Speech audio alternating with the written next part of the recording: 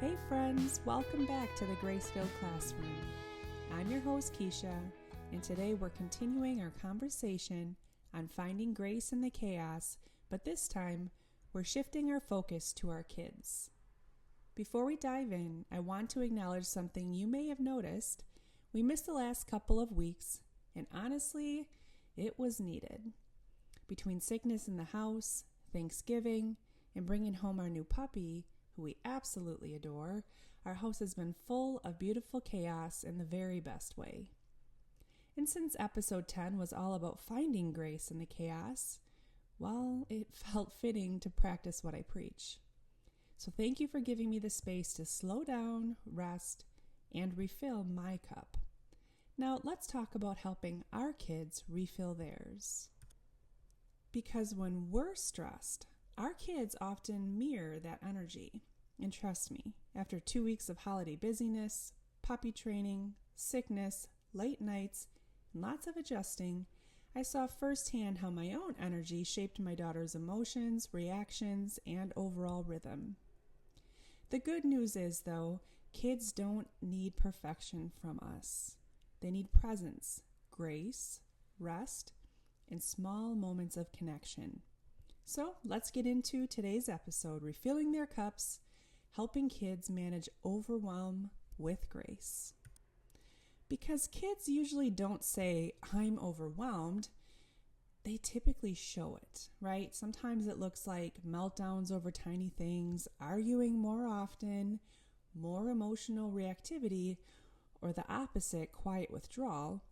Just like us, when kids are running on empty, it shows up in their behavior long before it ever shows up in their words. Instead of asking, what's wrong with you? Try shifting to, what's happening inside you?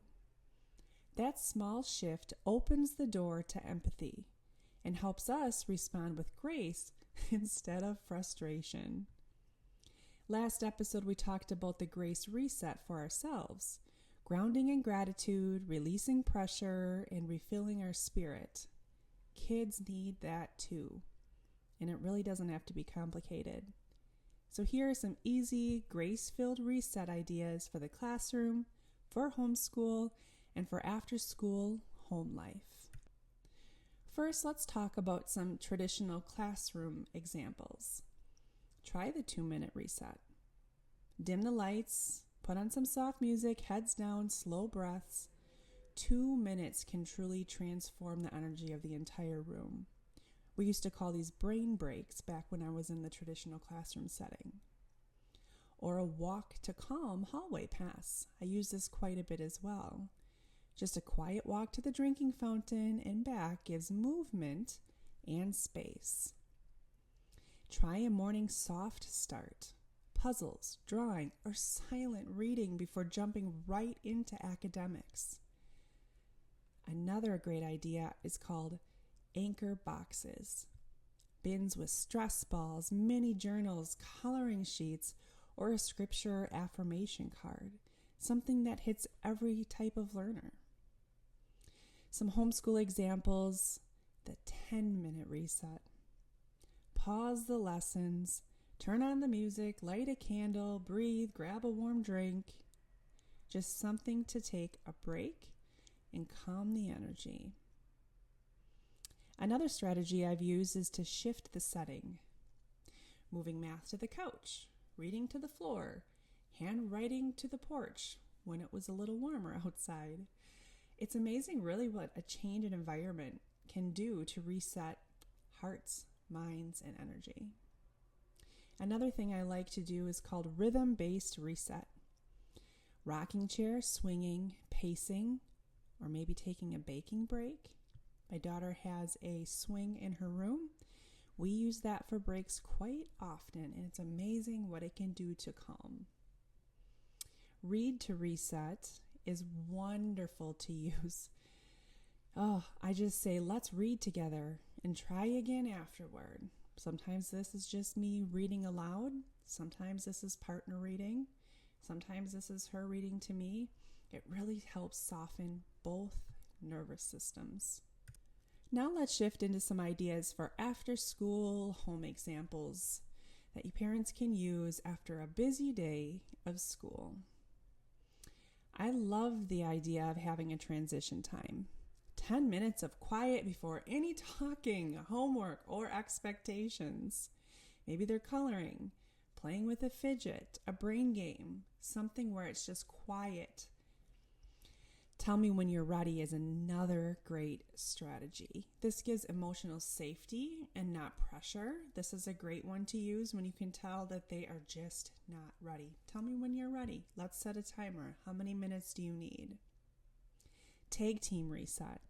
Both the parent and child choose one calming thing. Stretching, yoga, music, snack. Maybe they need a warm shower or a bath or a thick, cozy blanket. Another idea is using the one soft thing rule. At the first sign of overwhelm, offer one soft thing. Voice, question, touch, or environment. It's amazing what can happen when we soften our own voice instead of raising it. That's one strategy I used when I was teaching as well, and I have to remind myself continually to do that at home as well.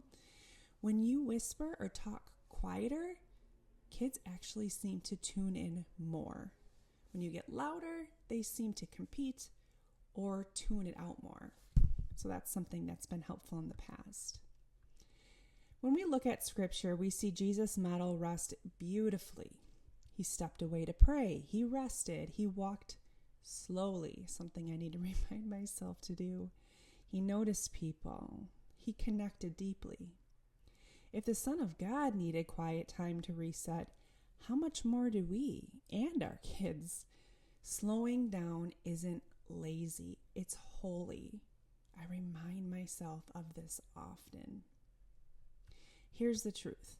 We can't teach what we don't live. When we lead from exhaustion, our kids feel it. But when we lead from overflow, from hearts filled with rest, grace, and faith, peace naturally spills into our homes, classrooms, and interactions. Ask yourself gently, what helps me reset? And how can I invite my child into that too? Maybe it's turning off screens and breathing together, reading a verse before bed, going outside for a slow walk, having a no plans afternoon so everyone can decompress. Now I know this is easier said than done because we're in busy season of the holidays. But one thing that I've learned over the years and since starting our homeschool journey is the power of saying no. Realizing what's important. What do we really need to do today? How can I schedule in that rest time and make it a priority? And for the record, even Blue, our new puppy, is learning the power of a reset. Sometimes he just needs a quiet moment too. And actually, after playing outside multiple times this morning, he's quietly napping just a few feet away. I also want to share something personal, not as advice, not as a recommendation, just as an observation from our own home. This year, for the very first time since our daughter started traditional school, we slowed way down over the holidays. Not intentionally, life just kind of nudged us there. Between Thanksgiving, puppy life, and shifting rhythms, we naturally stepped back from the rush. And the shift in our family has honestly amazed me. I've noticed more peace, more patience, more laughter, more connection, less rushing, and a home that feels more intentional. Everyone has been happier, more rested, and more present. I am absolutely not saying every family needs to do what we did. Every family has unique needs, schedules, and callings. No soapbox here, just honesty. I just wanted to share that slowing down these past few weeks has shown me how much kids and we as adults thrive when there's space to breathe. It reminded me that overwhelm isn't always about having too much to do. Sometimes it's about not having enough room to be. So this week, watch for the moments when your child feels overwhelmed.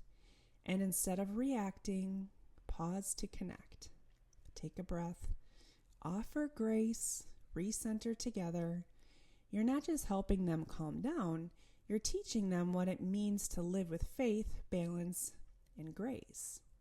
And if you try just one thing this week, let it be this. Pause before reacting. One deep breath, one softened voice, one moment of grace. It really makes a bigger difference than you think. And just like we talked about in episode 10, grace starts with us, and then it flows down to them. If this episode encouraged you, would you share it with another parent, teacher, or friend who might need the reminder too?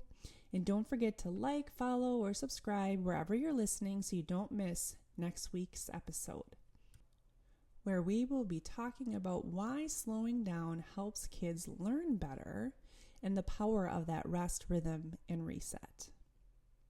Thanks for listening, friends. May God guide you with wisdom and fill your days with peace. I'll see you next time in the Grace-Filled Classroom.